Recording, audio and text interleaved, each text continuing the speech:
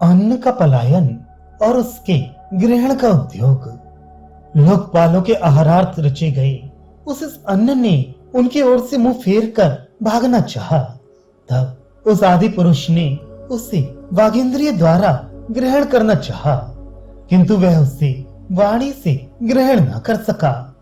यदि वह इसे वाणी से ग्रहण कर लेता तो उससे परवर्ती पुरुष भी अन्न को बोलकर ही तृप्त हो जाया करते। लोक और लोकपालों के निमित्त उनके सम्मुख निर्मित हुआ अन्न ये मानकर कि अन्न भक्षण करने वाला तो मेरी मृत्यु है, उसकी ओर से मुख मोड़कर जिस प्रकार बिलाव आदि के सामने से उसे अपनी मृत्यु समझकर चूहे आदि भागना चाहते हैं, उसी प्रकार उन अन्न भक्षण करने वालों का अतिक्रमण करके जाने की इच्छा करने लगा। अर्थात उसने उनके सामने से दौड़ना आरंभ कर दिया। अन्न के उस अभिप्राय को जानकर लोक और लोकपालों के देह इंद्रिय रूप संघात उस पिंड ने प्रथम उत्पन्न होने के कारण अन्य भोक्ताओं को न देखकर उस अन्न को वाणी अर्थात बोलने की क्रिया से ग्रहण करना चाहा, किंतु वह वदन क्रिया से उस अन्न को ग्रहण करने में शक्त समर्थ न हुआ।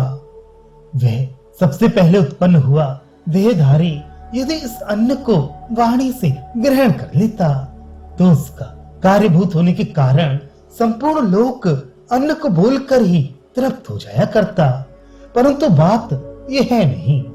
अतः हमें जान पड़ता है कि वह पूर्वोत्पन्न प्रार्थ पुरुष भी उसे वाणी से ग्रहण करने में समर्थ नहीं हुआ था। आगे का प्रसंग भी इसी के समान है।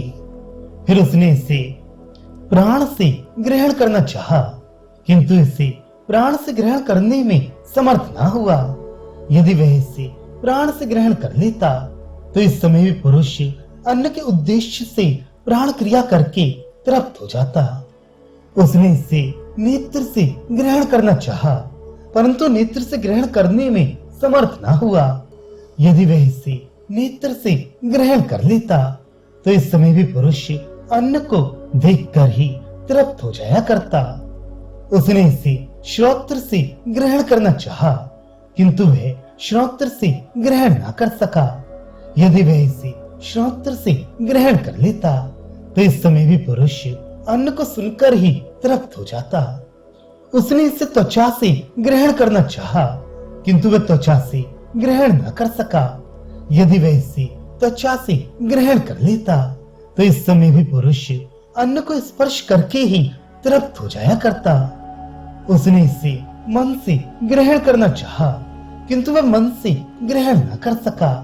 यदि वह इसे मन से ग्रहण कर लेता तो इस समय भी पुरुष अन्न का ध्यान करके ही तृप्त हो जाया करता। उसने इसे शिशिन अर्थात लिंग से ग्रहण करना चाहा, परंतु वह शिशिन से ग्रहण करने में समर्थ न हुआ। यदि वह इसे शिशिन से ग्रहण कर लेता तो इस समय भी पुरुष अन्न का विसर्जन करके ही तृप्त हो जाता।